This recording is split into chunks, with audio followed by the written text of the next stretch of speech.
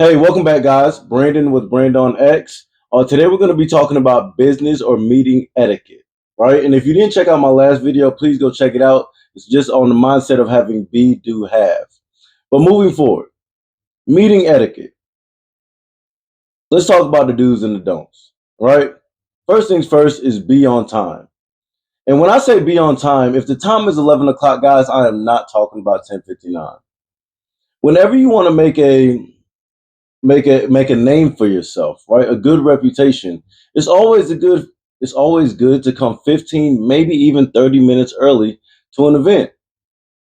I promise nobody's probably going to ask you to set up or anything, but these are where you get to rub the elbows with the people who see, oh, he's here early, right? There is no glory for being fashionably late, as people say. That's not a thing in the business world. People in the business world value their time. You need to value it too. And you need to value and have respect for yourself enough to make sure that you are as well. That's number one. Be on time. Number two is come prepared. What do you think you may need in this meeting? It's like if it's an interview, if you want to be prepared, you want to come with paper, pen, resume, cover letter, and maybe a little bit of backstory of what you know about the company. If it's a networking event, maybe you want to have your business cards. Once again, paper and pen. Let me tell you something really quickly, right? What I learned in business is that every businessman or woman should always have a pen on them. And if you can, always have a pen and a notepad.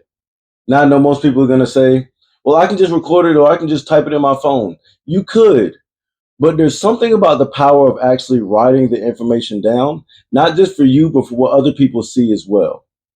Sometimes if you're on your phone, it could be seen as you're texting somebody. Maybe you're on a social site. Maybe you're not as engaged as they may like you to be.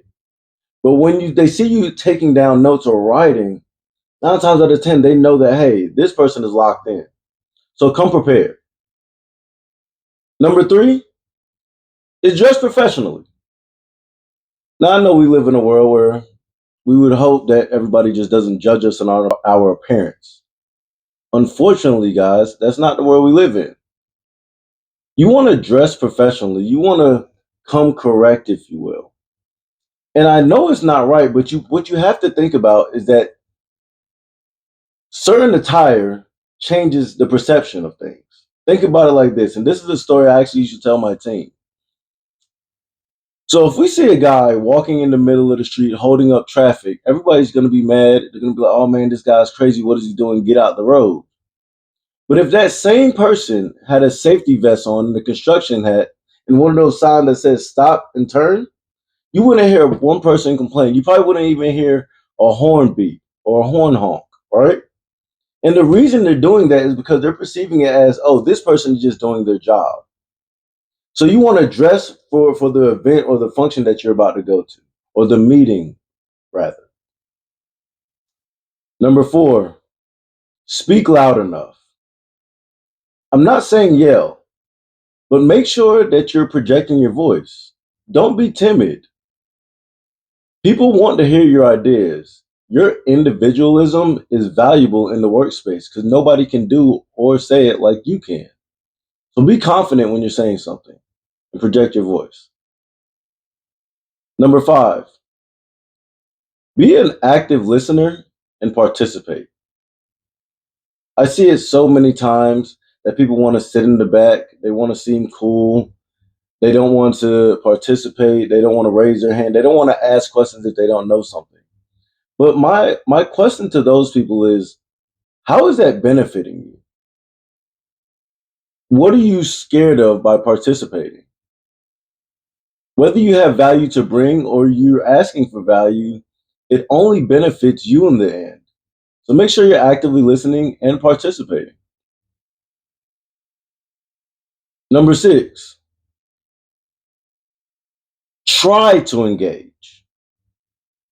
So yes, I said actively listen and participate. That's answering and asking questions, things of that nature. But try to participate. And when I say that, if they ask for volunteers, volunteer. If they ask for anybody who has stories or feedback, give stories or feedback. Try to participate. See where you can put your foot in so you can stand out. to the masses that probably aren't going to. Number 7, follow the topic. A lot of times when I was conducting business, right, and there will be a conference room of 7 to 12 people, maybe. Sometimes people will get off subject, and that does something not just to that individual, but the people that are around you as well.